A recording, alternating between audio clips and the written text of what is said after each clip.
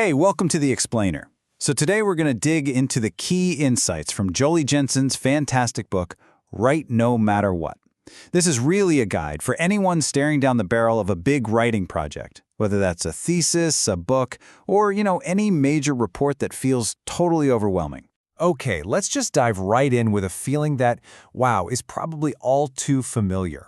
This quote from the book just nails that vicious cycle that so many writers fall into. It's not just about putting off the writing, it's that whole emotional spiral of guilt and shame that comes right along with it. So, what's the deal? Why does writing so often feel like an uphill battle? Is it just the lack of discipline, or maybe you're just not talented enough? Well, Jensen's work tackles this question head-on, and her answer is, nope, that's not it at all. She breaks down exactly why it can feel so difficult and offers a really powerful new way to think about the whole process. First up, let's talk about that psychological weight, what the book so perfectly calls the writer's toxic stew. The key idea here is that this feeling isn't just you. It's not some personal failing. The environment we write in actually helps create it. I mean, just think about it. We hear phrases like publish or perish, and we face the intense pressure of peer reviews and thesis defenses. So it's really no wonder that every time we sit down to write, it can feel like our entire career and self-worth are on the line. Jensen argues this immense pressure is the real root cause, creating that cycle of dread and, of course, procrastination. Okay, so if that's the problem, what's the solution? How do we actually break out of this cycle? Well, what's so interesting about Jensen's answer is that it's not about finding more willpower or just trying harder. It's about a fundamental shift in your mindset. You see, a lot of us are trapped in what she calls a genius mindset. This is the idea that writing is some mysterious act of inspiration, a big test of your innate talent. The alternative, the craftsman mindset. And this is a total game changer. Here, writing is simply a skill, it's a trade. You focus on the quality of the work, not on a judgment of your self-worth. You're not trying to build a cathedral, you're just laying one good brick at a time. And let's be really clear, this is not about lowering your standards. Not at all. As this quote from C. Wright Mills suggests, it's about character. It's about the methodical process of doing good work. You start to think of yourself like a gardener or a woodworker, focusing on the practical skills and letting quality emerge from dedicated daily practice. So this craftsman idea sounds great in theory, right? But how do you actually do it? Well, Jensen offers 3 super practical taming tools to make it a reality. She offers 3 simple but incredibly powerful tools to help you tame that wild, intimidating project. And you should think of these not as a cage for your creativity, but more like a trellis, something that helps it grow in a structured, manageable way. First up is the project box.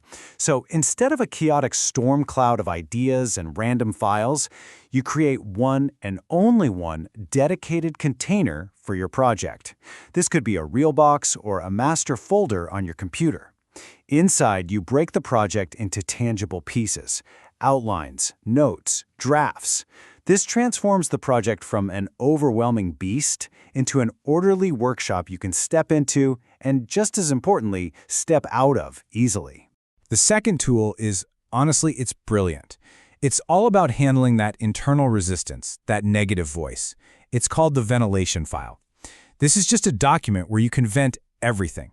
This project is stupid, I'm a fraud, I have no idea what I'm doing.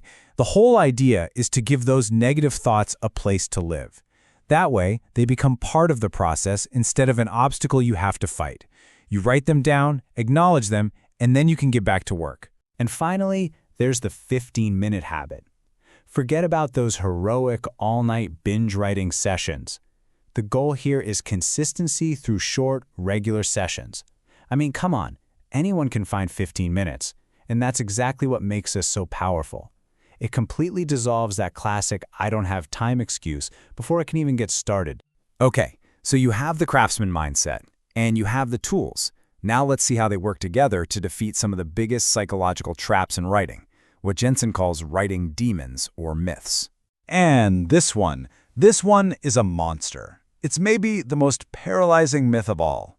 The belief that this one project, this single book or paper, has to be your masterpiece. The thing that proves your genius to the world. I mean, no pressure, right? But this is where the craftsman mindset comes in and just saves the day. Your goal is not to create a timeless monument. It's to make a solid contribution to an ongoing conversation that's already happening in your field. Your job is simply to add one well-crafted, reliable brick to the wall of knowledge. You don't have to build the entire cathedral all by yourself. So, let's bring it all together.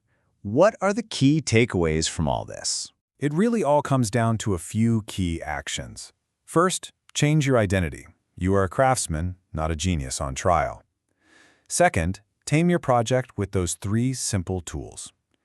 When you do this, your focus naturally shifts from your self-worth to the work itself.